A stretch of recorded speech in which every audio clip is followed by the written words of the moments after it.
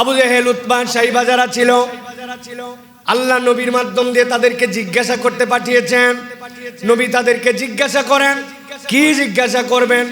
আম্মাই ইয়ামলিকুস সামা ওয়াল আবসার। ও আবু জেহেল, উতবা, সাইবা, ইসলামের দুশমন, তোমরা ডাইরেক্ট শিরিক করো। তোমাদেরকে জিজ্ঞাসা করা হচ্ছে, তোমাদেরকে শ্রবণ। দুইজনের মধ্যে তো সব হিসাব বরাবর হয়ে যাওয়ার কথা। আল্লাহ বলছেন না, তাদেরকে যায় জিজ্ঞাসা করেন তো, সবই যদি আল্লাহ দেয় তাহলে লাত উজ্জা মানাত হবলের কাছে কেন যাও? ওইখানে যাওয়ার পরে তো মান্নত দাও দেখি, ওইখানে ছাগল বলি দাও, ওই জায়গায় দুধ দিয়ে গোসল করাও, ঘটনা কি যায় জিজ্ঞাসা করো তো। তাদেরকে জিজ্ঞাসা করার পরে তারা উত্তর দিয়েছে, এই লাত উজ্জা মানাত হবল আমাদেরকে খাওয়ায় না, রিজিক দেয় না, পড়ায় না, কিন্তু আমরা ইবাদত তাদের কাছে এই জন্য দেই, লিয়াতাকাররাবুনা ইলাল্লাহি যুলফা। ওদের ক্ষমতা নাই কিন্তু ওরা আল্লাহর বড় প্রিয় পাত্র, এই জন্য ওদের কাছে কিছু দিলে ওরা খুশি হয়, ওরা খুশি হলে আল্লাহ খুশি হয়, আল্লাহ দেয় কেবল তাদের মাধ্যম দিয়ে দেয়। আল্লাহ বলছেন ওয়াহুম মুশরিকুন, এই ঈমান থাকার কারণে আল্লাহ খালিক, আল্লাহ মালিক কাজে আসে নাই, ওরা সবাই আল্লাহর কাছে মুশরিক। আপনি ইমানদারের মধ্যে এরকম অনেক মানুষ খুঁজে পাবেন, অসুস্থতা সারে না, শাহজালালের মাজারে চলে যায়, শরীর ভালো নাই, বাচ্চা কাচ্চা হয় না, এই জন্য দৌড় দিয়ে ইন্ডিয়ায় চলে যায়, যাওয়ার পরে অমুক জায়গায় তমুক জায়গায় মান্নত লাগায়। জিজ্ঞাসা করবেন, এই আউলিয়া উলিয়ারা কি তোমারে খাওয়ায়? উলিয়া উলিয়ারা কি বাচ্চা কাচ্চা দেয়? বলে না, ওরা আল্লাহর প্রিয়, ওদের কাছে দাবি দিলে আল্লাহ, ওই বান্দা খুশি হয়, ওই বান্দা খুশি হলে আল্লাহ খুশি হয়, আল্লাহ দেয় কেবল একটু বাবার মাধ্যম দিয়ে দেয়। আপনি বাংলাদেশে খুঁজলে দেখবেন 30% মুসলমান এই ইমানদার, ঠিক না? আছে না? এই ইমান যদি আপনার থাকে, আল্লাহ রাব্বুল আলামিন বলছেন ফাস্তাকিমু ইলাইহি ওয়াস্তাগফিরু, তুমি আল্লাহর দিকে একদম সিধা হও। আল্লাহর বান্দার মধ্যে, ইবাদতের মধ্যে কোনো ভায়া মাধ্যম নাই। তোমার মনের মধ্যে এটা আসে কেন? এইটা যদি আসে, তোমার ঈমান এখন পর্যন্ত মজবুত হয় নাই। এই জন্য প্রিয় ভাইরা, আল্লাহর জন্য শিরিক, এইটার থেকে আমার দিল থেকে একদম মুছে পরিষ্কার করতে হবে। ইলাহ মানে কি? এই জায়গায় শিরিক তো আরো সাংঘাতিক শিরিক। বলছি লা ইলাহা, কোনো ইলাহা নাই। কোন ইলাহা নাই মানে কি? আমার জন্য কোনো সৃষ্টিকর্তা নাই, কোনো জীবনদাতা নাই, কোনো বিধানদাতা নাই, কোনো নিয়মদাতা নাই, কোনো রকম তরিকাদাতা নাই, একমাত্র যিনি আছেন তিনি আল্লাহ। এখন আপনি নামাজের তরিকায় ইসলাম বিশ্বাস করেন, ইকোনমিক্স বিশ্বাস করেন না, তাহলে তো আপনার ঈমান আনা হয়ে গেছে না? এখন বলবেন হুজুর বাংলাদেশে চলে না, চলা না চলা দেশ অ্যানাদার থিংস। ঈমান ভিন্ন জিনিস। জিহাদ তো এখন নাই, বা এখন জিহাদের সিচুয়েশন নাই, কিন্তু আপনি যদি বলেন জিহাদই নাই, ঈমান আছে আপনার? না, ঈমান ভিন্ন জিনিস। আপনাকে স্বীকার করতে হবে আমার আল্লাহ যা বিধান দিয়েছেন ওইটা পারফেক্ট, ওটাই পূর্ণ, ওটাই সঠিক, ওর প্রতি ঈমান আনার নাম মুমিন। বাস্তবায়ন কবে হবে সেটা আল্লাহ জানেন, বাস্তবায়ন ভিন্ন জিনিস প্রিয় ভাইরা। এই জন্য আল্লাহ রাব্বুল আলামিনের সাথে কোনো বিষয়ে শিরিক করা যাবে। আল্লাহর বিধান লাস্ট, আল্লাহর বিধান পারফেক্ট, এর উপরে কোনো মন্তব্য চলবে না। মন্তব্য করলে অনেক সময় ঈমান চলে যাবে, ছোট্ট কথা ঈমান চলে যেতে পারে। আমি অনেক জায়গায় উদাহরণ দেই। মায়েরা গ্রামের দিকে এই ধান নেড়ে দেয়, জিনিসপত্র শুকোতে দেয়, ওই দিনই বৃষ্টি আসছে, পুরা সপ্তাহে বৃষ্টি নাই, বেচারি যেদিন শুকাতে দিছে ওই দিনই আকাশ ভেঙে বৃষ্টি আসছে। মহিলারা রাগ করে বলে, আল্লাহ তো আর দিন খুঁজে পায় না, যেদিন আমার শুকাতে দেওয়া লাগবে ওই দিনে আল্লাহর বৃষ্টি দেওয়া লাগবে। আছে না এরকম কথা ভাই? ঈমান চলে যাবে। বলে আল্লাহ তো আর কারো বাচ্চা দেখে না, যত রোগ আমার, যত পরীক্ষা খালি আল্লাহ আমার দিয়েছে, আল্লাহর লোক তো খুঁজে পায়নি। কথা খুব সুন্দর মনে হচ্ছে, স্বাভাবিক আবেগী, কিন্তু এই কথার দ্বারা আপনার ঈমান চলে যেতে পারে প্রিয় ভাইরা। এই জন্য আল্লাহ বলছেন ধ্বংস তাদের জন্য যারা আল্লাহ রাব্বুল আলামিনের সাথে শিরিক করে। সুতরাং দুনিয়া একদিক হয়ে যেতে পারে, ঈমানদার কখনো শিরিক এবং শিরিকি আকীদা বিশ্বাস করবে না। আপনার ব্যাংকিং এর কারণে ব্যাংকিং করতে হতে পারে, সুদের সাথে আপনি সাধ্যের মধ্যে জড়িত হবেন না, কিন্তু কোনো কারণে মানুষ জড়িত হয়ে যেতেও পারে, কিন্তু সে এটা হালাল জেনে করছে না হারাম জেনে। যদি আপনি হারাম জেনে করেন আপনার গুনাহ হলে আল্লাহ নিষ্কৃতি দিবে, কিন্তু আপনি মনে করছেন না এটাই সিস্টেম, এটাই ঠিক আছে। 1400 বছর আগের দুনিয়ার এখনকার দুনিয়া এক নাকি? অত কিছু মানা যায় নাকি? আপনি যদি এটা বলেন আপনার ঈমান থেকে আপনি বের হয়ে যাবেন। আপনাদের কাছে এর আগেও বলেছি, মদ খাওয়া হালাল না হারাম? বললেন না যে হারাম? মদ খাওয়া হারাম সবাই জানে, কিন্তু কেউ যদি টিটকারি করে ওই মদ খাওয়ার সময় বিসমিল্লাহ বলে তাহলে তার ঈমান সহ চলে যাবে, কিন্তু মদ খালি ঈমান যায় না কারো। সে একটা কবিরা গুনাহ করছে, আল্লাহর কাছে তওবা করে ফেরত চলে আসবে, কিন্তু টিটকারি করছে আল্লাহর বিধানের সাথে করে বিসমিল্লাহ বলে হারাম খাইছে, তখন কিন্তু তার পুরি ক্যারিয়ার বরবাদ হয়ে যাবে। আল্লাহ বলছেন ওয়াইল, সাবধান হয়ে যাও, আল্লাহ রাব্বুল আলামিনের সাথে কখনো যেন তোমরা শিরিক করো না। সুতরাং ঈমানদারের হাজার ভুল থাকতে পারে, কিন্তু ঈমানদারের সাথে শিরিকের কোনো সম্পর্ক থাকবে না। শিরিক এই জন্য বুঝে নিতে হবে প্রিয় ভাইরা। 2 নম্বরে আল্লাহ রাব্বুল আলামিন বলছেন, নবী আপনি জানায় রাখেন, ধ্বংস তাদের জন্য প্রত্যেক মিথ্যাবাদী এবং পাপাচারী। যে পৃথিবীতে আল্লাহ বলছেন তাদের ধ্বংস যারা দুনিয়াতে মিথ্যাবাদী এবং পাপাচারী। আল্লাহ কোরআনুল কারীমে সূরা জাসিয়া 7 নম্বর আয়াতে বলছেন, ওয়াইলুল লিকুল্লি আফাকিন আসিম। এই দুনিয়ার বুকে 2 ধরনের মানুষ থাকে একসাথে, এক চরিত্রের মধ্যে 2টা চরিত্র ঢুকে যায়। আল্লাহ বলছেন যারা মিথ্যুকই কেবল নয়, ওই মিথ্যাকে পুঁজি করে তারা পাপাচার পর্যন্ত করে। আল্লাহ বলছেন মিথ্যুক আর পাপাচারী যে আল্লাহ রাব্বুল আলামিনের কাছে ধ্বংসপ্রাপ্তের তালিকায় সে। অনেক সময় আমাদের মাথায় কাজ করে না, বিভিন্ন বিষয়ে মিথ্যা কথা বলি, কিন্তু মিথ্যার সাথে পাপাচার কেমন করে যুক্ত হয় আমি অনেক জায়গায় উদাহরণ দেই বুঝার জন্য আপনাদের কাছে বলি। অনেক সময় আপনি বাজারে যান, যাওয়ার পরে এমন দোকানে গেছেন যে দোকানদারের সাথে আপনার জিন্দেগিতে দেখা হয় নাই, কিন্তু দোকানদার আপনাকে দেখে বলে, ভাই আপনার মতো চেনা লোক বলে কেনা দামে দিলাম। আসে না ভাই? জীবনে আপনার সাথে দেখা হয় নাই, কিন্তু আপনারে বলছে চেনা লোক, আর কেনা দামে বলে তার মাল হালাল, তার দোকান হালাল, তার ব্যবসা হালাল, তার কাজ হালাল, সব হালাল, কিন্তু কেবল 2টা পয়সা বানানোর জন্য নিজে মিথ্যাই বলে নাই, মিথ্যার দ্বারা পাপকে কামাই করে। আল্লাহ বলছেন, নবী বলে দেন, ওয়াইলুল লিকুল্লি আফাকিন আসিম। দুনিয়াতে মৃত্যু কি নয় কেবল, এই মিথ্যা দিয়ে পাপাচার যে করে আল্লাহ বলছেন তার ধ্বংস অনিবার্য। এই দুনিয়া কি অবস্থা জানি না, বাংলাদেশ এখন মিথ্যার উপরে চলতেছে।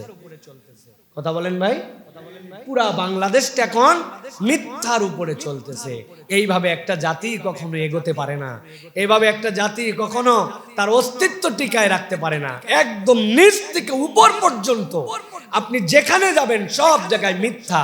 এটার কোনো বেমার নয়, এটার কোনো কষ্টদায়ক কিছু নয়, এটা এখন আমাদের কাছে স্বাভাবিকতা হয়ে গেছে। লোকজন জিজ্ঞাসা করে আপনি কি করেন, কয় আমি একটু সুদের ব্যবসা করি।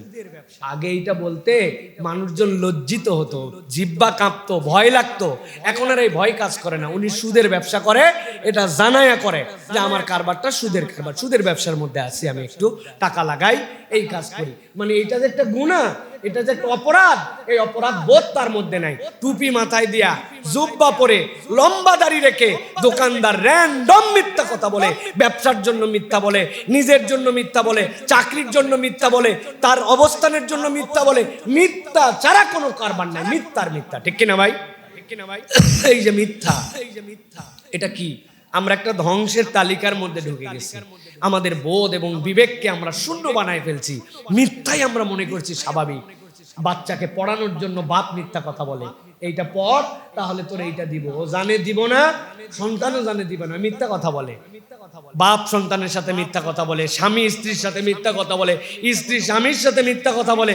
মানে আমাদের সম্পর্কই হয়ে গেছে মিথ্যা। টাকা হাওলাত নিলে নিশ্চিত মিথ্যা কথা বলে হাওলাত নেয়, কারণ যেটা দিবে না ও জানে বুঝে ওইভাবে টাকা হাওলাত নেয়। এটা আবার সরকারি রূপও আছে আমাদের দেশে। ব্যাংক থেকে আমরা মর্টগেজ নেই না, বিভিন্নভাবে আমরা টাকা পয়সা নেই, ওর যে সম্পত্তি দেখায় ওই সম্পত্তি পর্যন্ত মিথ্যা। যে নিচ্ছে সেও জানে এটা মিথ্যা, যে দিচ্ছে সেও জানে এটা মিথ্যা। এইভাবে একটা দেশকে পুরো আমরা মিথ্যার সার্কেলের মধ্যে ঢুকাইছি। আল্লাহ রাব্বুল আমিন বলছেন ধ্বংস তাদের জন্য যারা মিথ্যাবাদী এবং পাপাচারী। এখন হিসাব করে দেখেন, আমাদের জীবনে যে আমরা বলি বরকত নাই, আমাদের জীবনে যে আমরা বলি ভাই আগের মতো স্বাদ নাই, আমাদের জীবনে সুখ নাই, আমাদের জীবনে ভালো লাগার অনুভূতি নাই, আমাদের যে অন্তরের মধ্যে প্রশান্তি নাই, এর অন্যতম কারণ আমরা টপ টু বটম মিথ্যার মধ্যে ঢুকে গেছি। একদম মিথ্যা, সব জায়গায় মিথ্যা আর মিথ্যা। আল্লাহর সাথে পর্যন্ত মিথ্যা বলি। বলে নামাজ পড়বে না, কয় আজকে কি বার, কয় আজকে হচ্ছে বুধবার, ইনশাআল্লাহ আগামী শুক্রবার থেকেই নামাজ ধরবো, ইনশাআল্লাহ এবার রোজা থেকে দেখিস। কালই একবার হজ করে আছে, একদম পুরা জীবনটা উল্টাপাল্টা করে ফেলবো একবারে। আল্লাহরে পর্যন্ত হাইকোর্ট দেখায়। হ্যাঁ, আল্লাহরে মিথ্যা কথা বলে। আপনি চিন্তা করছেন আপনি যে আমি ঠিক হয়ে যাব, ভালো হয়ে যাব, চেঞ্জ হয়ে যাব, এইবারই শেষ শেভ, আর কোনো শেভ নাই। এই শেভ শেষ হলো না, 30 বছর হয়ে গেল, উনার মুখে এখনো দাড়ি জ্বালালো না, উনার মুখে এখনো দাড়ি উঠলো না, এইভাবেই চলতেছে, আল্লাহর সাথে ধোঁকাবাজি করতেছে। আল্লাহ রাব্বুল আলামিনের কাছে আপনি দোয়া করেন, আল্লাহ তুমি আমার হিজরা বানায় দাও, অথবা আল্লাহ তুমি আমার পুরুষাঙ্গটা দূর করে দিয়ে নারীর অঙ্গ আমাকে দিয়ে দাও। কারণ আল্লাহ রাব্বুল আলামিন নারীদেরকে তো দাড়ি দেয় নাই, আর পুরুষদেরকে দিয়েছিল। আপনার যেহেতু এটা অপছন্দ না, আল্লাহর কাছে এই দোয়াটা অন্তত করেন, আল্লাহ তুই আমার মহিলা বানা। বলেন আল্লাহুম্মা আমিন, বলেন জোরে বলেন আল্লাহুম্মা আমিন তাদের জন্য, বলেন আল্লাহুম্মা আমিন তাদের জন্য। আপনি কবে চেঞ্জ হবেন? আল্লাহর সাথে ধোঁকাবাজি আপনি করতেছেন, আপনি বুঝাচ্ছেন আল্লাহ তুমি আমারে ভুল সিস্টেমে তৈরি করছো, তুমি যেটা দিছো এটা আল্লাহ তুমি ভুল করছো। কেননা আল্লাহ নবী শিখাই দিয়ে গেছেন আন্ডার আর্ম কাটতে হবে, নাভির নিচ কাটতে হবে, এটা কাটতে হবে, নবীজি শিখাই দেন নাই, ভুল করে গেছেন, আল্লাহ ভুল সিদ্ধান্ত দিছে, এই জন্য আপনার কাটা লাগে। আল্লাহর কাছে আপনি বলেন আল্লাহ আমারে মহিলা বানায়, বলেন আল্লাহুম্মা আমিন, বলেন বলেন আল্লাহুম্মা আমিন। অন্তত আল্লাহ চারিত্রিক ভাবে মহিলা তাদেরকে বানায়। এর চেয়ে বেশি কি বলবো প্রিয় ভাইরা? আল্লাহ বলতেছেন এটা প্রত্যেক মিথ্যাবাদী পাপাচারী এটা তার জন্য ধ্বংস। তুমি আল্লাহর সাথে লেনা দেনাতে তুমি 2 নম্বরই করতেছো। কিভাবে তুমি আর দুনিয়ার বুকে তুমি প্রস্ফুটিত হবা? কিভাবে বাকি ইবাদত তোমার আল্লাহর কাছে অ্যাকসেপ্টেড হবে? তুমি আল্লাহর কাছে শুরুর থেকে ধানায় পানায়ের মধ্যে আসো। তুমি আল্লাহ রাব্বুল আলামিনের ফিতরাত মেনে নিতে পারো নাই, আল্লাহর সিস্টেমের প্রতি তুমি আত্মসমর্পণ করতে পারো নাই, বাকি তোমার কি হবে? তুমি আল্লাহ রাব্বুল আলামিনের ন্যাচারাল সিস্টেমকে তুমি মানে নিতে পারতেছো না প্রিয় ভাইয়েরা। সুতরাং এটা গেল 2 নম্বর। 3 নম্বরে চলেন। ধ্বংস সেই মানুষের জন্য যারা পিছনে অপবাদ রটায়। পেছনে কি রটায়? অপবাদ রটায়। সূরা হুমাযা আল্লাহ রাব্বুল আলামিন বলছেন ওয়াইলুল লিকুল্লি হুমাযাতিল লুমাযা। আল্লাহ বলছেন এমন এক শ্রেণী, এমন এক ক্যারেক্টারের মানুষ আছে, সামনে তাদের ব্যক্তিত্ব দেখলে মনে হবে বাপরে বাপ, কিন্তু পেছনে তারা মানুষের ব্যাপারে অপবাদ রটায়। অপবাদ এক জিনিস, আর গীবত কিন্তু আরেক জিনিস।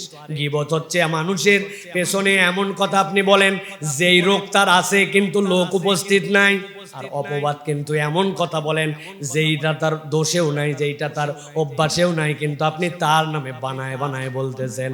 আল্লাহ বলতেছেন আমি রব্বুল আমিন এই শ্রেণীর মানুষের ব্যাপারে আমার কাছে ধ্বংস লিখে রাখলাম, যারা পেছনে মানুষের নামে অপবাদ দেয়, অথচ ওই ব্যক্তি, ওই গোষ্ঠী, ওই মানুষেরা এই দোষে দুষ্ট নয়, কিন্তু তুমি তাদেরকে অপবাদ দিয়েছো।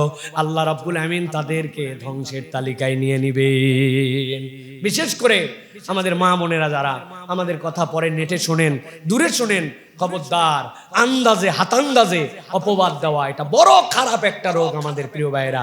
তার নামে এমন কথা বলতেছি যেটা তার নাই, সেই রোগ আমি মানুষের মধ্যে ছড়াই দিচ্ছি, তার ব্যাপারে অপবাদ দিয়ে দিচ্ছি যে এই লোকটা এইটা করছে, এই লোকটা অমুক দোষে দুষ্ট, এই লোকের চরিত্র এরকম, আমি তার পিছনে অপবাদ দিয়ে দিচ্ছি। এইটা আমাদের সমাজকে ধ্বংস করে দেয়, আমাদের পরিবারগুলোকে শেষ করে দেয়। এই জন্য প্রিয় ভাইরা খবরদার, কোনোভাবেই যেন আমরা অপবাদ দেওয়া এই রোগ যেন আমাদের মধ্যে না আসে। আল্লাহ রাব্বুল আলামিন 4 নম্বরে বলছেন দুনিয়ার বুকে ধ্বংসপ্রাপ্ত তারা যে মানুষকে সামনে অপমানিত করে ফেলে, মানুষের সামনেই তাকে অপমান করে ফেলে। প্রত্যেক মানুষের একটা গায়রত আছে, প্রত্যেক মানুষের একটা মর্যাদা আছে, প্রত্যেক মানুষের একটা সৃষ্টিগতভাবে আল্লাহ রাব্বুল আমিন সম্মান আছে। তার দোষ থাকতে পারে, তার নানান ধরনের অসুবিধা থাকতে পারে, কিন্তু একটা মানুষকে আপনি যদি ইন্টেনশনালি টার্গেট করে অপমান করেন, আল্লাহ বলছেন যে কোনো মানুষের ইজ্জতহানি করে ইচ্ছা করে আল্লাহ রাব্বুল আমিন তাকে ধ্বংসপ্রাপ্ত তালিকার মধ্যে লিখে নেবেন। নাউজুবিল্লাহ বলেন। প্রিয় ভাইরা খবরদার, কোনো মানুষ আমার দ্বারা যেন ইজ্জতহানি না হয়, আমি যেন তাকে বেইজ্জতি না করে ফেলি, আমি যেন টার্গেট করে একটা ব্যক্তিকে অপমান করব, এইরকম ইন্টেনশন যেন আমার জীবনে না হয়। আমরা যেন কাউকে ইজ্জতহানির দিকে না নিয়ে যাই। এটা এখন আমাদের জন্য এখন একটা ফানি আইটেম। 5 বন্ধু মিলে এক জায়গায় হলে কেমনে একজনকে ডাবায় দেওয়া যায়, কেমনে কথার মার পেছে একজনকে লজ্জিত করে দেওয়া যায়, বাকি 4 জন হ হ হ করে হেসে উঠবে আর একজন অপমানিত হবে। এটা এখন একটা ট্রেন্ড হয়ে গেছে আমাদের দেশে, ঠিক না ভাই? এটার থেকে আমাদেরকে বেরোতে হবে প্রিয় ভাইরা। আল্লাহ রাব্বুল আমিন বলছেন যে মানুষকে সামনে অপমানিত করে, আল্লাহ রাব্বুল আমিন বলছেন এই ব্যক্তি আল্লাহ রাব্বুল আলামিনের কাছে ধ্বংসের তালিকার মধ্যে 5 নম্বরে আল্লাহ রাব্বুল আমিন বলছেন ওই ব্যক্তি ধ্বংস হবে যেই ব্যক্তি শুধুমাত্র সম্পদ অর্জন করে জমা করে, আর জমা করার পরে শুধুমাত্র গুনে গুনে রাখে। আল্লাহর জন্য তার কোনো খরচ নাই, রব্বুল আলামিনের জন্য তার কোনো ফান্ড নাই। আল্লাহ বলছেন ওই ব্যক্তি যে নিরেট কেবল দুনিয়ার জন্যই সম্পদ অর্জন করে আর কেবল গুনে গুনে তার সম্পদকে সংরক্ষণ করে। আল্লাহ কোরআনে বলছেন আল্লাযী জামা মালান ওয়া আদ্দাদা, এ তো ধ্বংসপ্রাপ্তের তালিকার মধ্যে যে তার সম্পদকে কেবল গচ্ছিতই করেছে। আল্লাহ রাব্বুল আমিন যে কোরআনে বলেছেন ওয়া ফি আমওয়ালিহিম হাক্কুল লিসাইলি ওয়াল মাহরুম, তোমার সম্পদের মধ্যে মাহরুমের হক আছে, তোমার সম্পদের মধ্যে দুস্থদের জন্য অধিকার আছে। ওই বান্দা ডান বাম তাকায় না, কেবল সম্পদ জড়ো করে আর বারবার গুনতে থাকে। আল্লাহ বলছেন অত তো তার বিবেকের মধ্যে নেওয়ার কথা ছিল। আমি আল্লাহ রাব্বুল আমিন তার জন্য জানাই দিয়ে রাখছিলাম তোমার সম্পদের উপরে যদি 1 বছর অতিক্রান্ত হয় আর ওই সম্পদ যদি সাহেবে নেশাব হয়, তাহলে 1 লাখ টাকা যদি তোমার কাছে থাকে বান্দা, 97,500 টাকার মালিক তুমি, 2,500 টাকার মালিক তুমি নও। এই 2.5% মালিক হচ্ছেন যিনি তোমাকে সম্পদ দিয়েছেন, সেই আল্লাহ। আল্লাহ এই জন্য বলছেন কোরআনে অনেক জায়গায় ওয়ামিম্মা রাযাকনাহুম ইউনফিকুন, বান্দা তুমি যে কামাই করো তুমি মনে করছো এটা আমার কামাই। আল্লাহ বলছেন ওয়ামিম্মা, যা কিছু আমি দিয়েছি, রাযাকনা আমি আল্লাহ তাকে রিজিক দিয়েছি, হুম তাদেরকে, ইউনফিকুন বান্দা আমার দেওয়া রিজিক থেকে যেন খরচ করে, বান্দা যেন কখনো এটা না ভাবে যা কামাই করলাম সব বোধহয় আমার হাতের কামাই। আল্লাহ বলছেন সব তোমার কামাই নয়, আল্লাহ তোমাকে দিয়েছেন, বান্দা সেখান থেকে তুমি খরচ করবে। মুসলমানদের, ইমানদারদের আমাদের জীবনের বরকতহীন হয়ে যাওয়ার অন্যতম কারণ হচ্ছে ইমানদার এখন 1 নম্বর কৃপণ, ঠিক না ভাই? আমাদের মতো কৃপণ আর কেউ নাই। আপনি প্রমাণ নিতে চাইলে আমি প্রমাণ দিয়ে দিব। প্রমাণ দিব ভাই? দিব। আমার প্রত্যেক ওয়াজের সাবজেক্ট এইটা, পুরা দেশ পুরা পৃথিবী যেখানে যাই আমার এই সাবজেক্ট আছে। এটা আমি একটা আন্দোলন হিসাবে নিয়েছি যে আমাদের মসজিদগুলোতে ওই যে আমাদের 2 ছেলে সব সময় দেখেন আদায় করতে যায় না, আপনারা ওদেরকে কারেন্টের বেগে বিদায় করে দেন। তাও তো ভাগ্য ভালো যে আমাদের মসজিদে ব্যাগ নিয়ে যায়, যেইগুলাতে বক্স দেয় এগুলা 8G 10G স্পিডে পার হয়, 60 করে দিতে দেরি, ওই মাথা ঠেকতে দেরি নাই, আছে না ভাই? এত দ্রুত গেল কারণ কি ভাই? কারণ হচ্ছে যে আপনার মেন্টালিটিটা এত পরিমাণ আল্লাহ রাব্বুল আমিন ন্যারো করে দিয়েছেন যে 8 দিন অন্তর জুমার নামাজ পড়তে এসে আল্লাহর বান্দা আল্লাহর ঘরে 20 টাকা পর্যন্ত দেওয়ার মতো রুচিবোধ তার জাগ্রত হয় না। এই জন্য আমাদের স্পিডটা এত হয়। রাগ করলেন আপনারা ভাইয়ের? 20 টাকা আল্লাহর ঘরে দেয় না, বের হয় না। 20 টাকা আল্লাহর ঘরে দেয় না, বলে কি করো? আমি স্টুডেন্ট জন্য উনি দিতে পারে না। বাবা, অথচ দারুস সালামের সামনে চায়ের দোকান, উনার এক বন্ধু বেড়াতে আসছে, আসার পর 2 জন যখন চা খায়, খাওয়ার পরে মানি ব্যাগে ওই হাত দেওয়া মাত্র বলছে আমার এলাকায় এসে তুই মানি ব্যাগে হাত দিবি? বলে দোস্ত বহুদিন পর তোর সাথে দেখা, আজকে পিরাপিরি করিস না। ওই বলে তুই দিবি? বলে আমি দিব। তুই দিবি? আমি দিব। ধাক্কা ধাক্কি ঠেলায় দোকানদার মাসুদ পরে বলছে 2 জনই দেন, আপনারা 2 জনই দেন। ওই জায়গায় আপনি স্টুডেন্ট থাকেন না, আপনি মুরব্বি চা খান, আপনি মুরব্বি তারপর একটা বিস্কিট খান, তারপর একটা পানকে আপনি 15 টাকা বিল দিয়ে চলে যান, কিন্তু আল্লাহর ঘরে আসার পরে আপনার পকেটের মধ্যে থেকে 20 টাকা বের হয় না। বলবেন হুজুর আমরা দেই, আমরা হিসাব করে দেখছি টাকা গোনার সময় 2 টাকার নোট পাওয়া যায় অন্তত পক্ষে 50টা, 1 টাকার কয়েন পাওয়া যায় 17, 18, 20টা। বলছে হুজুর ওয়াজ করার পরে দেখছেন এখনো 1 টাকার কয়েন আছে। আমি বললাম ভাই এরকম লোকও তো আছে 20টা 1 টাকার কয়েন নিয়ে এসে দিছে, বলছে আন্দাজি আপনি এগুলো কথা বলেন না, এগুলো লোক আছে নাকি আন্দাজি 20টা 1 টাকার কয়েন নিয়ে আসবে, এগুলো আসে কোত্থেকে? মানে এত ওয়াজ, এত বলার পরেও আমার দিলটা প্রশস্ত হয় না। প্রিয় ভাইয়েরা, আল্লাহর ঘরে দান করতেছেন মানে আল্লাহরে দিচ্ছেন এরকম মনে করেন না। আপনি জেনে রাখেন রব্বুল আলামিনের কিচ্ছু লাগে না, আপনি আপনার জন্য এটা ডিপোজিট করতেছেন, আপনি আল্লাহর জন্য দিচ্ছেন, আপনি আপনার তকদিরকে ঘোরানোর জন্য এই দান করতেছেন। এই দান হচ্ছে এমন একটা সার্কেল, এই পর্যন্ত এসে আটকায় গেছে, একটা জিনিস সরাই নেবেন, নতুন কিছু পিছন থেকে পুশ করে আসবে। আপনি যদি না দেন আপনার তকদির এটা আসবে না। 20 টাকা তো কোনো ব্যাপারই না, উপরে 100-200 টাকা 1000 টাকা এরকম মুসল্লি দেওয়া উচিত। অন্তত 50 জন মুসল্লি সপ্তাহে 1000 টাকা করে আল্লাহর ঘরে আমি দেই। আল্লাহর ঘরে দিতে বলি কেন প্রিয় ভাইরা? এটাই একমাত্র জায়গা যেখানে থেকে পিওর দান করার আর কোনো জায়গা নাই। এই মসজিদ না, সব জায়গায় মান বানা লিল্লাহি মাসজিদান, এইটার ব্যাখ্যায় মুহাদ্দিসিনে কেরাম বলেছেন মসজিদ তো হয়ে গেছে, কিন্তু মসজিদকে আবাদ রাখা, মসজিদের ইলেকট্রিক বিল কোত্থেকে আসবে, পানি দিয়ে অজু করতেছি, অজুর বিল কোনোদিন চিন্তা করলেন না, কত হাজারবার আপনি অজু করে ফেলছেন, ওই অজুর জন্য মেশিনের পানির খরচ হয়, ওইটার টাকা দিতে হয়, ইমাম মুয়াজ্জিন খাদেম মসজিদ পরিষ্কার রাখার জন্য খরচ হয়। মসজিদ কেন এখানে সেখানে দৌড়াদৌড়ি করবে? 1000 মুসল্লি 20 টাকা করে দিলে 20,000 টাকা হয়, 4 জুমাতে 80,000 টাকা হয়, 100 জন মুসল্লি 20 টাকা করে দিলে 2000 টাকা হয়, তার ক্যাপাসিটি অনুযায়ী ওই মসজিদে 4 জুমাতে 8-10 হাজার টাকা হয়, মসজিদ কোনো দিকে যেতে হয় না। এত ওয়াজ করার পরেও আমাদের জীবনে পরিবর্তন হলো না, নিয়ত করলাম না যে আল্লাহর ঘরে অন্তত জুমার দিনে 100 টাকা করে দিব, এই মন আমাদের আসলো না। আল্লাহ বলতেছেন আল্লাযী জামা মালাউ ওয়া আদ্দাদা, ও খালি টাকা ভিতরের পকেটে রেখে ঘামের দুর্গন্ধে একদম অস্থির হয়ে গেছে, খালি গোনে আর রাখে। আল্লাহ বলছেন এটা তোমাকে কল্যাণ দিবে না, এটা তোমাকে ধ্বংসের দিকে নিয়ে যাবে। অতএব দানের হাত বড় করতে হবে, আল্লাহর জন্য দেওয়ার চেষ্টা করতে হবে, যাকাত পূর্ণ আদায় করে দিতে হবে, যেখানে দেওয়ার সুযোগ পাবো সেখানে একটু অংশগ্রহণ করতে হবে, আমার যা সামর্থ্য আছে সেখান থেকে আমাকে অংশগ্রহণ করতে হবে। ইমানদার হবে সখী। আর আমাদের কুরআনুল কারীমের আলোকে, হাদিসের আলোকে এটা ইমানদারের ভূষণ বলা হয়, আস-সাখিয়ু হাবিবুল্লাহ, যেই ব্যক্তি দাতা হয় সে আল্লাহর বন্ধু হয়ে যায়। সুবহানাল্লাহ ওয়া বিহামদিহি। এই জন্য প্রিয় ভাইয়েরা, আমাদের চতুর্থ যে ধ্বংসপ্রাপ্ত তালিকা যেটা আমাদের, সেই তালিকার থেকে আমাদেরকে বেরোতে হবে, সেটা হচ্ছে আমরা যেন কেবল সম্পদ কামাইকারী না হয়, আমরা যেন আল্লাহর জন্য খরচকারী হই। পারবো ইনশাআল্লাহ? আল্লাহ রাব্বুল আমিন এরপরে বলছেন 6 নম্বর তালিকা ধ্বংসপ্রাপ্ত তারা, ফাওয়াইলুল লিল মুসাল্লিন আল্লাযীনা আন সালাতিহিম সাহুন। আল্লাহ বলছেন ধ্বংস তাদের জন্য যেই ব্যক্তিরা দুনিয়াতে সালাত আদায় করে কিন্তু তাদের সালাতের ব্যাপারে তারা উদাসীন। 2 ধরনের উদাসীনতা সালাতের ব্যাপারে আছে। একটা উদাসীনতা হচ্ছে সে সালাতের ব্যাপারে আগ্রহী নয়, আরেকটা উদাসীনতা সালাত আদায় করে কিন্তু মনোযোগী নয়।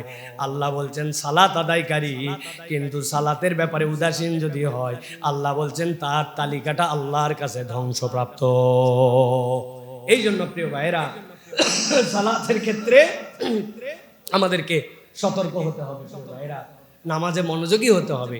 আপনার মসজিদের নামাজ আর আপনার কেউ না দেখা নামাজ যদি এক হয়, তাহলে বুঝতে হবে যে আপনার কিছুটা হলেও ঠিক আছে, কিন্তু আপনি যখন একাই নামাজ পড়েন সেই নামাজ আপনার একরকম, আর যখন মসজিদে নামাজ পড়েন তখন একটুখানি একরকম। তার মানে বোঝা যায় কেউ আমাকে দেখে জন্য আমি এখানে একটু সতর্ক, আর যখন কেউ দেখে না তখন রুকু সিজদার তাল ঠিক থাকে না, তখন আমি আমার ইচ্ছা মতো সালাত আদায় করি। এটা যেন না হয় প্রিয় ভাইয়েরা। এই জন্য আমি বারবার, অনেকেই আমাদের কাছে জিজ্ঞাসা করেন যে হুজুর নামাজে মনোযোগ কেমনে বাড়বে? আমি 2টা আমলের কথা বলছি, আমার মুসল্লিদের মনে থাকার কথা। মনে আছে না ভাই? মনে আছে আপনাদের?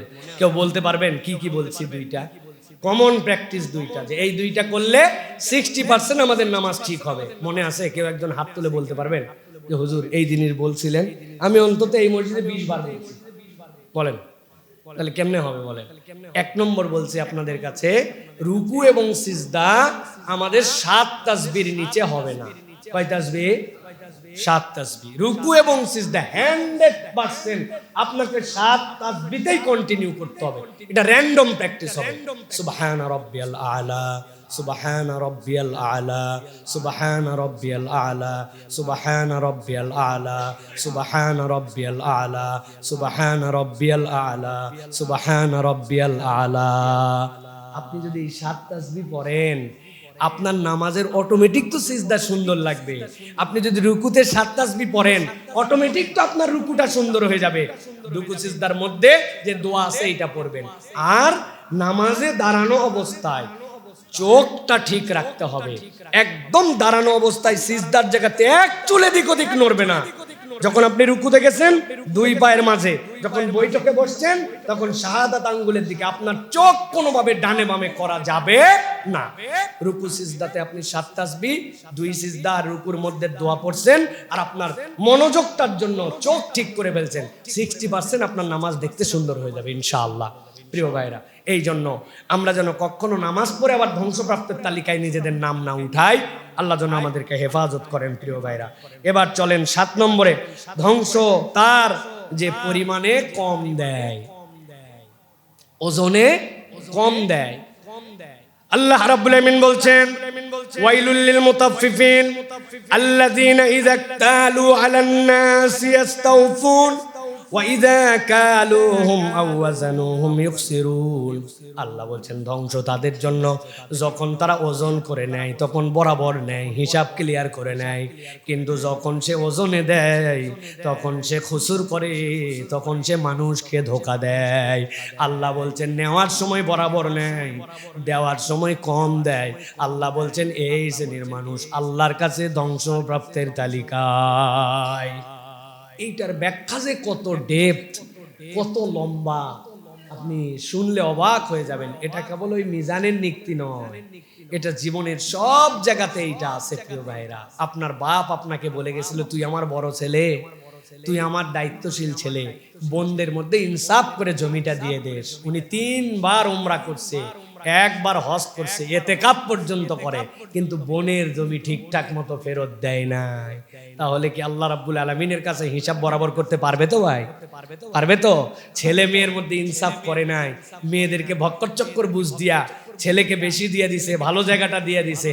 আল্লাহ রাব্বুল আলামিন বলছেন ওয়া ইযা কালুহুম আও ওয়াজানুহুম ইখসিরুন।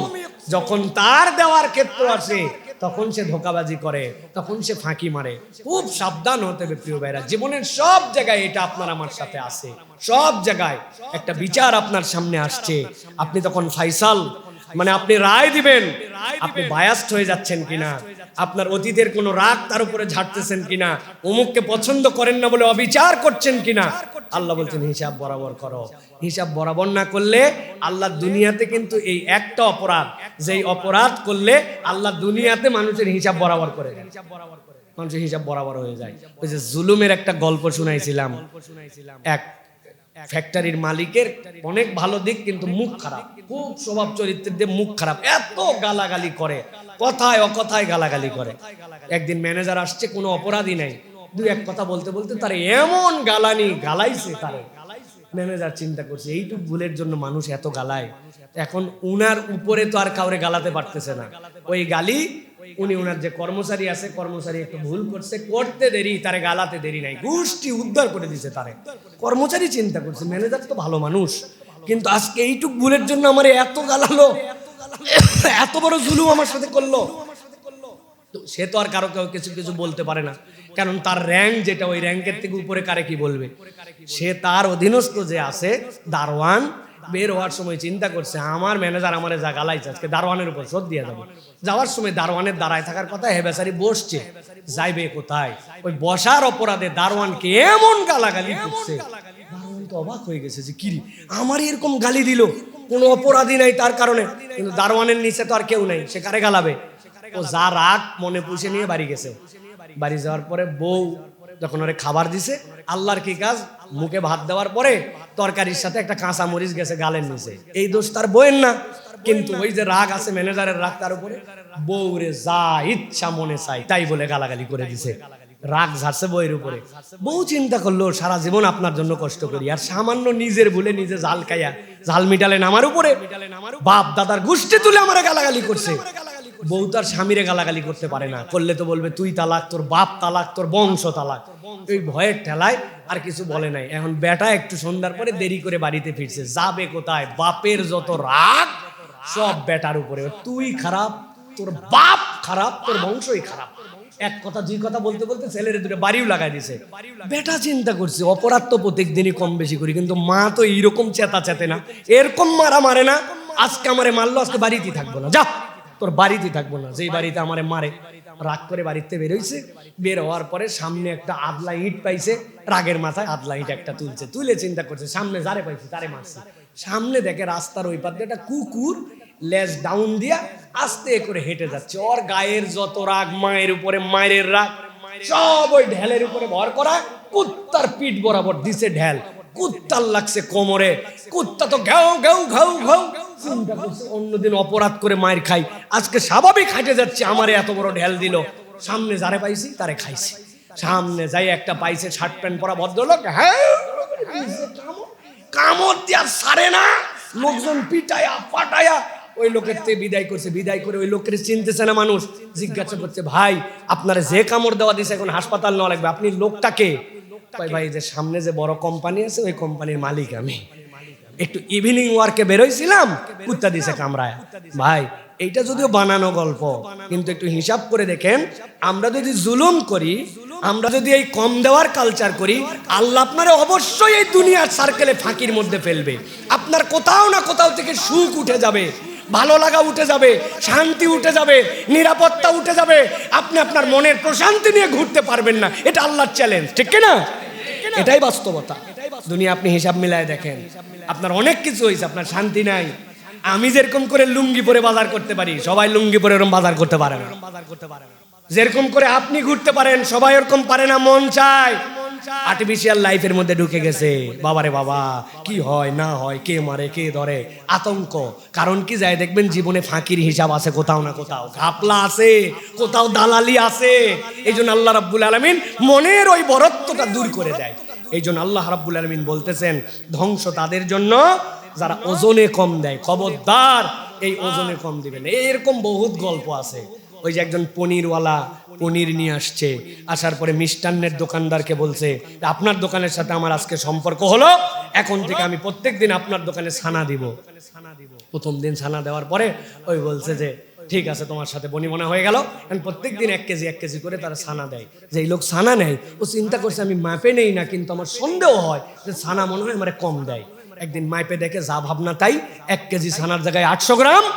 সাথে সাথে ধরছে ব্যাককল, এত বড় 2 নম্বর, আমি মাপে নেই না বলে তুই আমারে ধোকা দেস, 800 গ্রাম করে দেস। ওই লোক কাইন্দে দিছে, কাইন্দে দিয়ে বলছে আমাকে ধোকাবাজ বলেন না। বলে কেন বলবো না? বলছে তুই ওজনে কম দেস। বলে আমি আল্লাহর কসম ওজনে কম দেয় না, মাপে দেখলাম তোর চোখের সামনে 800 গ্রাম কম দেস না। মানে প্রথম দিন যখন আপনার কাছে ছানা নিয়ে আসছিলাম, এরপর আপনি বললেন টাকা নিবে কিনা নিয়ে যাও। আমি বললাম না টাকা নিব না, আমার তো বাড়িতে চিনি দরকার, আপনি 1 কেজি চিনি দেন। আপনার দোকান থেকে আমি 1 কেজি চিনি নিয়ে গেছিলাম। যাওয়ার পরে চিন্তা করলাম আমার তো বাটখারা নাই, এখন আমি কি দিয়ে আগামীকালকের থেকে মাপবো? এই জন্য ওই চিনি খাই নাই। আপনি প্রথম দিন আপনার দোকান থেকে যে 1 কেজি চিনি দিয়েছিলেন, ওইটাতেই তো ওজন করে করে আপনার দোকানে প্রত্যেকদিন ছানা সাপ্লাই দেই। বোঝেন নাই না ভাই? হ্যাঁ, সার্কেল অফ ধোকা, সার্কেল অফ ধোকা। মনে করতেছি যে আল্লাহরে ঠকায় দিচ্ছি, মিথ্যা বলে কোনো রিয়াকশন হচ্ছে না তো, কত ফাঁকি দিলাম তাও তো আল্লাহ ধরে না তো। আপনার জীবনে আসলে বরকত বলে কিচ্ছুই নাই। মরার পরে যাওয়ার পরে দেখতে পাবেন এটা একটা খোলস, আর কিচ্ছু নাই। ওই দিন যাওয়ার পর আল্লাহ এই জন্য বলতেছেন আমার নাম রহমান, আমি তোমারে দারুস সালাম শাহী মসজিদে জানাচ্ছি খতিবের মাধ্যম দিয়ে, তুমি ধ্বংসের তালিকায় আছো, এখান থেকে বের হও। চিটারি বাটপারি করো না, 2 নম্বরই করো না, তুমি বের হও এখান থেকে, বের হও। কতদিন এরকম করে তোমার জীবন চলবে? তোমার তালিকা কিন্তু ধ্বংসপ্রাপ্তদের মধ্যে উঠে গেছে, তুমি দেখতে পাচ্ছ না। এই জন্য প্রিয় ভাইরা, ইমানদার কখনো ধোকাবাজ হবে, ইমানদার কখনো প্রতারক হবে না প্রিয় ভাইরা। এটা আমাদেরকে এখান থেকে বাঁচতে হবে প্রিয় ভাইরা।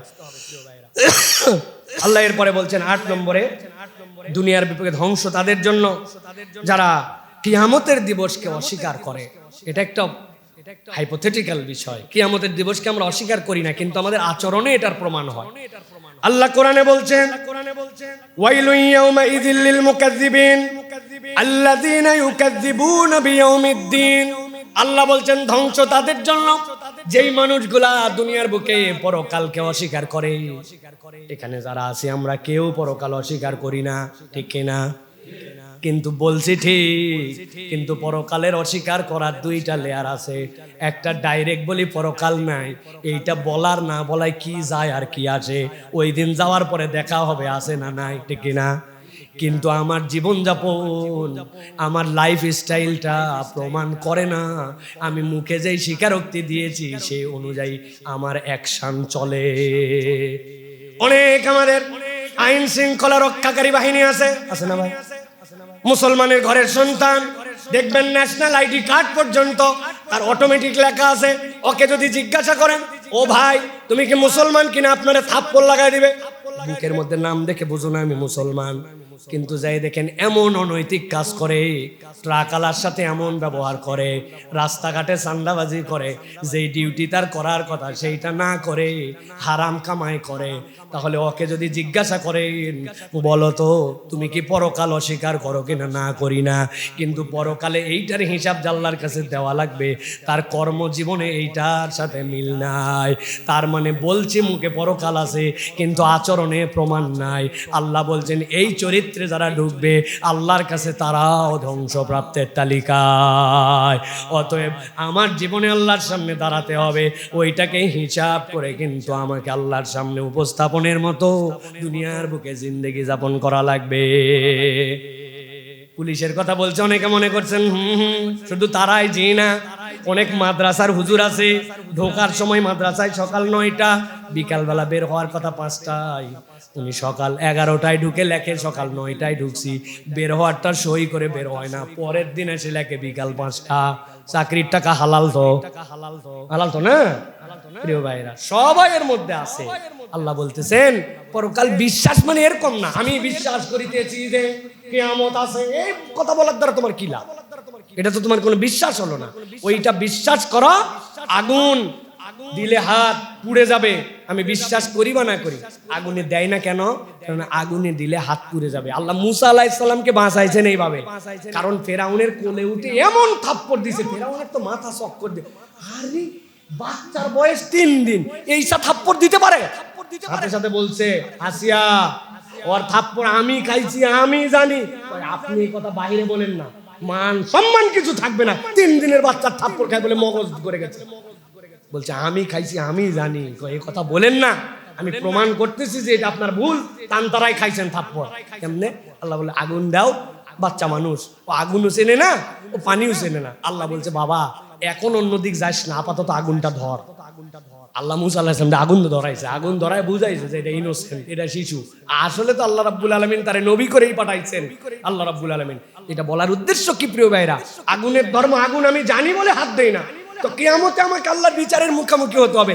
বিশ্বাস করি বলি কিন্তু আমার কোনো আচরণের সাথে কোনো মিল নেই, তাহলে এটা বিশ্বাস করা হলো? হলো? বিশ্বাসের রঙে তো আমার জীবন রঙিত হলো না। এই জন্য প্রিয় ভাইরা আল্লাহ বলছেন ধ্বংস তাদের জন্য যারা মিথ্যারোপ করে কিয়ামতের দিবসে। এবার চলেন 9 নম্বরে। আল্লাহ রাব্বুল আমিন বলছেন যারা নিজ হাতে আল্লাহর কিতাব লিখে এবং আল্লাহর কিতাব লিখে মানুষকে তারা অল্প মূল্যে এই কিতাব বিক্রি করে দেয়। নাউজুবিল্লাহ বলেন। আল্লাহ কোরআনে বলছেন ফাওয়াইলুল লিল্লাযিনা ইয়াকতুবুনাল কিতাবা বিআইদিহিম সুম্মা ইয়াকুলুনা হাযা মিন ইনদিল্লাহ লিয়াশতারু বিহি সামানান কলিলা ফাওয়াইলুল লাহুম মিম্মা কাতাবাত আইদিহিম ওয়া ওয়াইলুল লাহুম মিম্মা ইয়াকসিবুন। আল্লাহ মূলত এটা ইহুদি নাসারাদের ওই সম্প্রদায়ের কথা বলেছেন যাদের কাছে আল্লাহর বিধান নিয়ে আসার কারণে তারা আল্লাহর বিধান তাদের ইচ্ছা মতো পরিবর্তন করে দিত। তারা মানুষের কাছে দিন সহজ বানানোর নাম করে উৎকোচ গ্রহণ করে আল্লাহর বিধান এলোমেলো করে দিত। আল্লাহ বলছেন এটা যেন মুসলিমদের চরিত্রের মধ্যেও না আসে, আল্লাহর শরীয়ত নিয়ে যেন কখনো তুচ্ছতাচ্ছিল্য না হয়। আল্লাহ রাব্বুল আলামিন যে বিধান দিয়েছেন ওই বিধানের প্রতি আপনাকে স্ট্রং থাকতে হবে, কোনো রকম বায়াসড হওয়া যাবে না, কোনো রকম নীতি আদর্শ মানুষের কাছে আল্লাহর কথা, হক কথা বলা থেকে আপনাকে বিরত থাকা যাবে না। যারা আল্লাহর কালামকে বিভিন্ন অজুহাতে বিক্রি করে দিবে, আল্লাহ বলছেন তাদের ধ্বংস অনিবার্য। এটা সাধারণ মানুষের জন্য না, এটা বরং ওলামায়ে কেরাম, যারা সমাজের দায়িত্বশীল, মুফতি, যারা আল্লাহর বিধান ভালো করে বোঝেন, তারা যেন এই ক্ষেত্রে স্ট্রং থাকেন। আল্লাহর বিধানের ক্ষেত্রে কোনো কার্ভ নাই, আল্লাহ রাব্বুল আমিনের বিধানের ক্ষেত্রে কোনো রকম কোনো গোষ্ঠী প্রীতি নাই। আল্লাহ যা বলছেন ওইটার উপর আপনাকে স্ট্রং থাকতে হবে, এটার নাম হচ্ছে আল্লাহর বিধান, প্রিয় ভাইরা। সুতরাং এটা হচ্ছে একটা শ্রেণী। এরপরে 10 নম্বরে আল্লাহ রাব্বুল আমিন বলছেন ধ্বংস ওই সকল কাফিরদের জন্য যারা নির্দিষ্ট এই দুনিয়ার তুলনায় পরকালের দুনিয়াকে মূল্যহীন মনে করে, যারা এই দুনিয়াটাকে এত প্রায়োরিটি দেয় যে তারা আল্লাহ রাব্বুল আলামিনের ওই পরকালের জিন্দেগির ব্যাপারে তারা উদাসীন হয়ে যায়। প্রিয় ভাইরা, যদিও এই আয়াত পড়ার সময় আমার ভিতরে কাঁপে, আল্লাহ এই জায়গায় কাফের মুশরিকদের কথা বলছেন, কিন্তু আমাদের যে মুসলমানদের, আমাদের যে চরিত্র খেয়াল করে দেখেন, দুনিয়ার অগ্রগামিতা, দুনিয়ার অগ্রাধিকার আমাদের কাছে এখন এমন লেভেলে পৌঁছাইছে যে কাফের মুশরিকদের থেকেও বেশি আমাদের অগ্রগামিতা দুনিয়ার ক্ষেত্রে। ওই যে যে দিন মানে না, মুসলিম না, কিন্তু ওই যে মাইক্রোসফটের মালিক সারা পৃথিবীতে সবচেয়ে বড় ডোনেশন করে, মেলিন্ডা ফাউন্ডেশন যেটা আছে পৃথিবীর সবচেয়ে বড় টাকা পয়সা তারা দান খয়রাত করে, তারা দুনিয়াদার, তারা আল্লাহ রাব্বুল আলামিন যেভাবে ঈমান আনতে বলছেন এটা ঈমান না এনেও তারা এখন আমাদের থেকে অনেক বেশি অ্যাডভান্স হয়ে গেছে। কিন্তু আমরা ঈমানদারেরা পরকালমুখী জিন্দেগি তো নাই, আমাদের টার্গেট হয়েছে যেমনে পারি তেমনে দুনিয়া কামাই করা লাগবে। ডান নাই, বাম নাই, সত্য নাই, মিথ্যা নাই, ঈমান থাকলেই কি গেলেই কি, আমার টার্গেট দুনিয়া, দুনিয়া আর দুনিয়া। আল্লাহ রাব্বুল আমিন বলছেন আলিফ লাম রা কিতাবুন আনজালনাহু ইলাইকা লিতুখরিজান নাসা মিনাজ যুলুমাতি ইলান নূরি বিইذনি রাব্বিহিম ইলা সিরাতিল আজিজিল হামিদ। আল্লাহুল্লাযী লাহু মা ফিস সামাওয়াতি ওয়া মা ফিল আরদ ওয়া ওয়াইলুল লিল কাফিরিন। আল্লাহ বলছেন আল্লাহ তোমাদেরকে অন্ধকার থেকে আলোর দিকে নিতে চান। আল্লাহ রাব্বুল আমিন তোমাদেরকে এমন একটা আলো দিতে চান যে এটা দুনিয়াতেও আলো, কবরেও আলো, পরকালেও আলো। আল্লাহ বলছেন ওই আলোর পথটাই হচ্ছে কোরআনের রাস্তা। কিন্তু এক শ্রেণী আছে ওই আলো চেনার পরেও, হক বোঝার পরেও, সত্যতার সামনে পরিষ্কার হওয়ার পরেও তার মনের অবস্থা এমন, সেই ইচ্ছাকৃতভাবে ওই আলোর পথ ত্যাগ করে। আল্লাহ বলছেন ওয়াইলুল লিল কাফিরিন, এই পথ যে অস্বীকার করবে, কোরআনকে যে নিজের জীবনে নিবে না, আল্লাহ বলছেন তাদের জন্য ধ্বংস। অতএব প্রিয় ভাইরা, কথা একদম সংক্ষিপ্ত, কোরআনের বিধান স্পষ্ট। আল হালালু বাইয়িন ওয়াল হারামু বাইয়িন। হালাল ক্লিয়ার আপনার কাছে, হারাম ক্লিয়ার, এটা নিয়ে আপনার কোনো সন্দেহ নাই। এখন আপনার চলার গতি, চলার পথ আপনি কিভাবে নির্ধারণ করবেন, এটা আপনার কাছে। এই দুনিয়ায় কে জানে না যে সত্য কথা বলতে হবে? কে জানে না যে মিথ্যা কথা বলা গুনাহ? কে জানে না যে গীবত করা একটা অপরাধ? কে জানে না যে বুহতান আল্লাহর কাছে একটা ঘৃণ্য নিকৃষ্টতম আমল? কে জানে না মানুষকে ধোঁকা দেওয়া যাবে না? কে জানে না যে কবরে যাওয়ার পরে এগুলো সব বিষয়ে আমার মুখোমুখি হতে হবে? সব জানি, কিন্তু আমি জানার পরে সত্যের পথ গ্রহণ করি না, শুনলাম না। এটা আমার ক্যারেক্টার। বিশেষ করে আমার ইয়াং যারা, আমার তরুণ যারা, প্রিয় ভাইয়েরা, আল্লাহ রাব্বুল আলামিন আমাদেরকে কিন্তু বিরাট বড় পাকড়াও করবেন।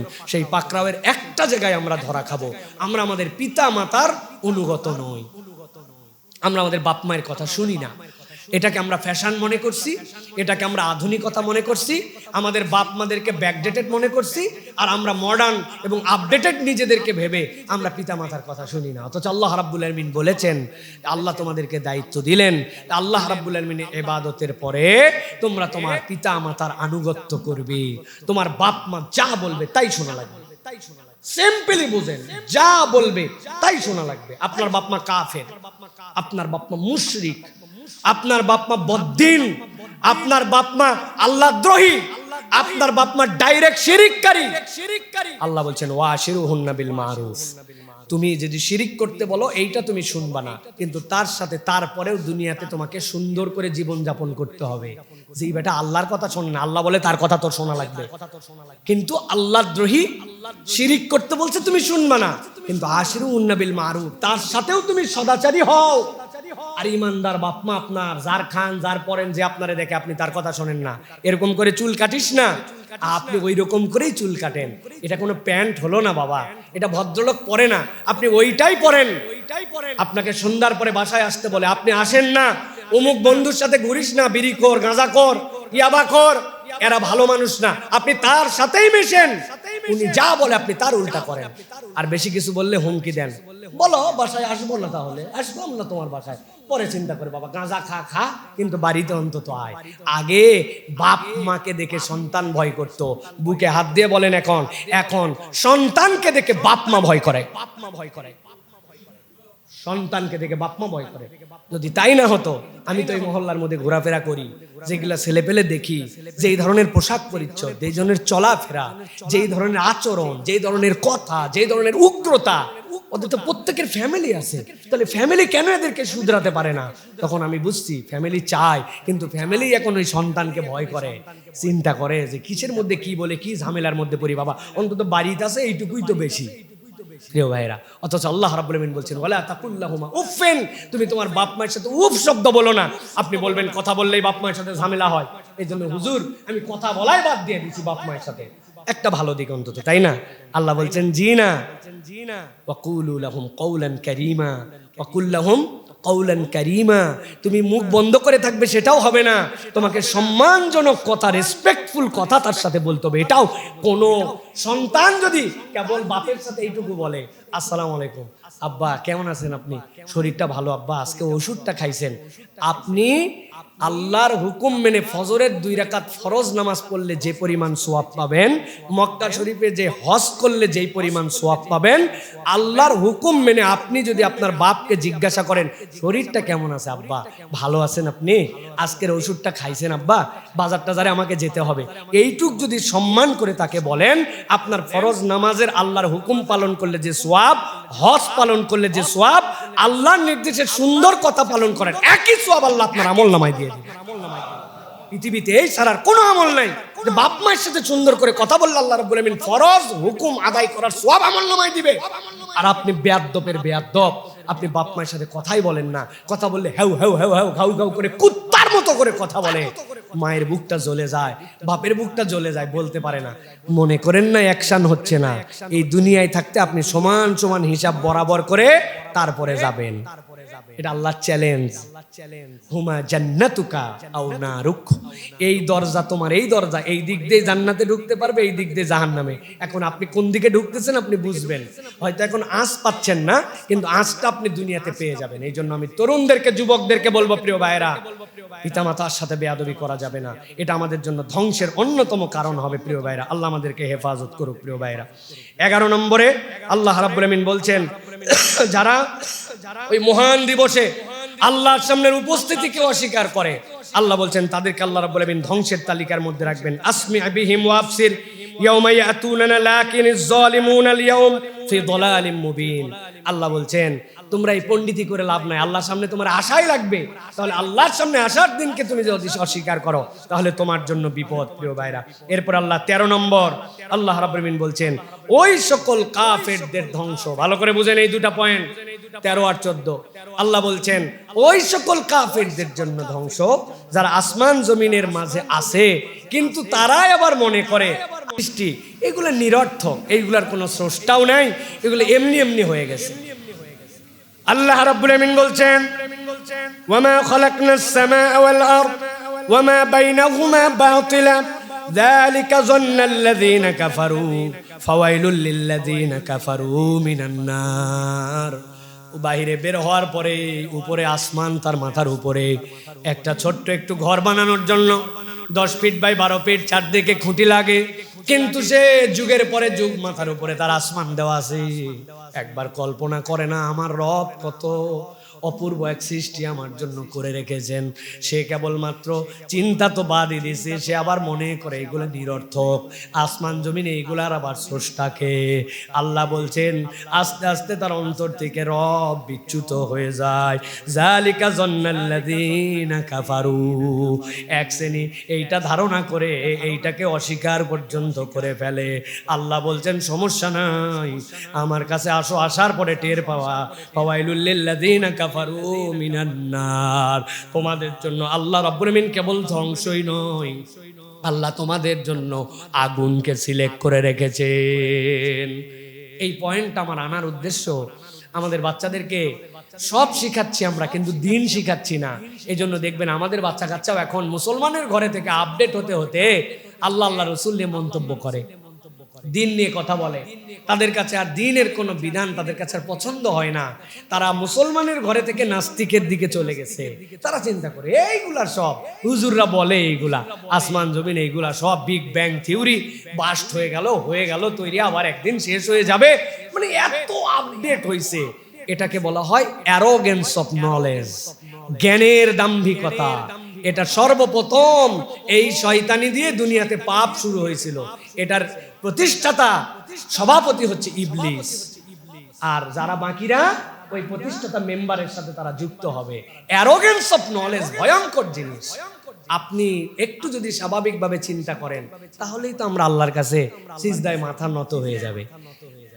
আমি তো শত জায়গায় বলি, 1990 সালে কেউ যদি আপনার কাছে এসে বলতো যে এই যে আপনার একটা লোহা দিলাম, আপনার ছেলে কোথায় থাকে জানি, সৌদি আরব, না এটার দিকে তাকালে আপনি আপনার বেটাকে দেখতে পাবেন, দেখে দেখে কথা বলবেন। ও চিন্তা করতে, হারে এর বংশী কোনো পাগল ছিল না, এই ছেলেটার ব্রেন শর্ট হয়ে গেছে, পাবনায় একটু ট্রিটমেন্ট করলেই ভালো হয়ে যেত। ওই কয় লোহার দিকে তাকালে বলি আমার বেটাকে দেখতে পাবো। কিন্তু 2025 সালে আসার পরে আপনি যদি কোনো লোকরে বলেন যে এই যে বাটনওয়ালা মোবাইল দিচ্ছে, এটাতে আপনি আপনার সন্তানের সাথে কথা বলেন, ওই বলবে বাবা এগুলাতে কথা বলা বহু আগে বাদ দিছি, এখন আমি একটু দেখে দেখেই কথা বলি। ঠিক না ভাই? তো আপনি যেটা 30 বছরের টাইম পার হওয়ার কারণে ওই সময় যেটা পাগলামি ছিল, এখন সেটা আপনার কাছে একটা প্রযুক্তির মধ্যেও পড়ে না, তাহলে আপনি কোন নলেজ নিয়ে আসেন? 30 বছরে আপনাকে এত দূর পর্যন্ত পার্থক্য করে দিল। জহির ভাইকে বললাম, জহির ভাই ওই সুইচটা দেন তো, এই ফ্যানটা ঘুরবে। এখন আপনি এই ফ্যান ঘুরে গেল, আপনি স্বাভাবিকভাবে নিলেন, কিন্তু এইটাই যদি আজ থেকে 50 বছর আগে বলতেন, তাহলে মানুষজন বলতো হায় হায় কোনে সুইচ, কোনে কোনো তার নাই, কিছু নাই, কি পাগলামি কথাবার্তা বলে। 50 বছর আগের দুনিয়া বিবর্তন হয়ে আপনার কাছে এটা চলে আসলো। মুরব্বি চোখে দেখে না, কিন্তু রিমোট এইরকম করে ধরে টিভিতে সংবাদ লাল বাটনের উপরে চাপ দিছে, টিভি শাট করে অন হয়ে গেছে।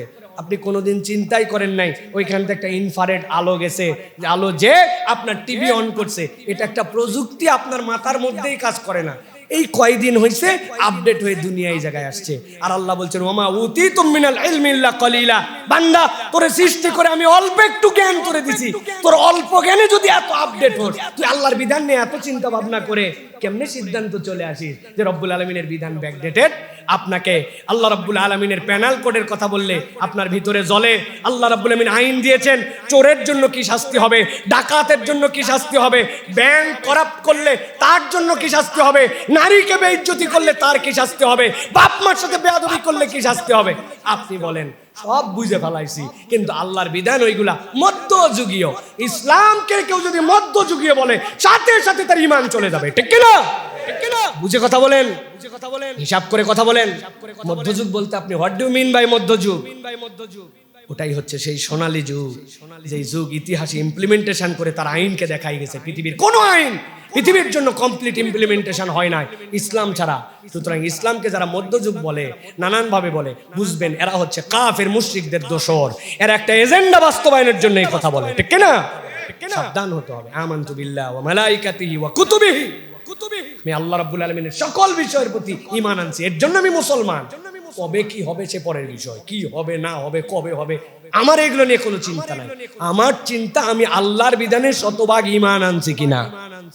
আল্লাহ এটা জিজ্ঞাসা করবেন। আল্লাহ এই জন্য বলতেছেন ওইখানে যাওয়ার পরে ধরা খায় যাবে। কিন্তু সর্বশেষ পয়েন্ট, আম মুসলমানের জন্য, সকলের জন্য আল্লাহ বলছেন ধ্বংস তাদের জন্য যাদের কাছে আল্লাহ রাব্বুল আলামিনের সত্য স্পষ্ট হওয়ার পরেও আল্লাহর শরণ থেকে নিজেদেরকে সরায় নেয়। অন্তরে আল্লাহ স্মরণ নাই, আল্লাহ বলছেন ধ্বংস কিন্তু তাদের জন্য। গভীর মনোযোগে শোনেন, আল্লাহ বলছেন আফামান শারাহাল্লাহু সাদরাহু লিল ইসলাম, যাদেরকে আল্লাহ রাব্বুল আমিন ইসলামের জন্য অন্তরটাকে প্রশস্ত করে দিলেন। আপনার আমার থেকে বড় বেনিফিটেড কেউ ইসলামের দ্বারা হয় নাই। আল্লাহ রাব্বুল আমিনের কোনো পয়গম্বর আসা লাগে নাই, কোনো দাঈল আল্লাহ লাগে নাই। মায়ের পেটের থেকে ঈমান নিয়ে আসছি, আব্বা কোলের মধ্যে তুলে নিয়ে, দাদা কোলের মধ্যে তুলে নিয়ে কানের মধ্যে আজান দিয়ে দিছে। আপনার আমার থেকে সৌভাগ্যবান আর কে আছে, যাদেরকে দুনিয়ার শুরুর দিনে আজান দিয়ে তাদেরকে রিসিভ করা হয়েছে। আল্লাহ বলছেন আফামান শারাহাল্লাহু সাদরাহু লিল ইসলাম ফাহুয়া আলা নূরিম মির রাব্বিহি, আল্লাহর পক্ষ থেকে তাদের কাছে একটা আলো চলে আসছে, অটোমেটিক নসলে সে ঈমান পেয়ে গেছে। কিন্তু এই কপাল পোড়া কি করছে জানো? আল্লাহ বলছেন ফাওয়াইলুল লিল কাসিয়াতি কুলুবুহুম মিন যিকরিল্লাহ উলাইকা ফি দালালিম মুবিন। আল্লাহ বলছেন তার অন্তরটা এমন শক্ত বানায় ফেলছে, আল্লাহর জিকির থেকে এমন ভাবে নিজেকে সরাই ফেলছে, অন্তরটা তার কঠিন থেকে কঠিন হয়ে গেছে।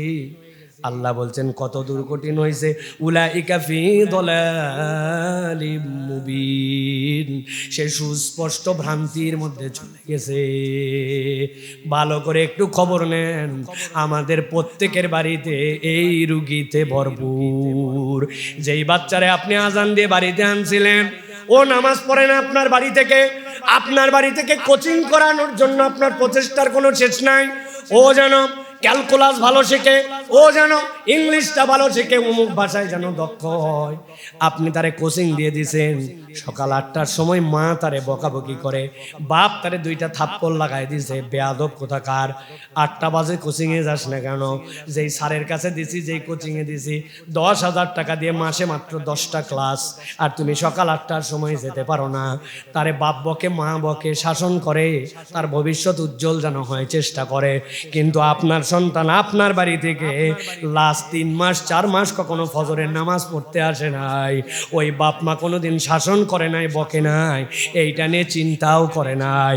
এরকম ফ্ল্যাট, এরকম অ্যাপার্টমেন্ট, এরকম বাড়িঘর আমাদের দারুস সালাম মহল্লায় নাই। বুঝে বলেন? আল্লাহ রাব্বুল আমিন বলছেন, নবী আপনি জানায় রাখেন, ফাওয়াইলুল লিল কাসিয়াতি কুলুবুহুম মিন যিকরিল্লাহ।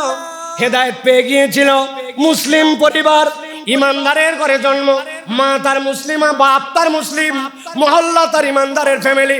আজানের শব্দ তার বাড়িতে যায়, কিন্তু অন্তর এমন শক্ত করে ফেলছে, আল্লাহর সাথে তার কোনো সম্পর্ক নাই, ইসলামের সাথে সম্পর্ক নাই, কোরআনের সাথে সম্পর্ক নাই। আল্লাহ রসুল তাকে টানে না, তার চলাফেরাটা কেমন জানি হয়ে গেছে।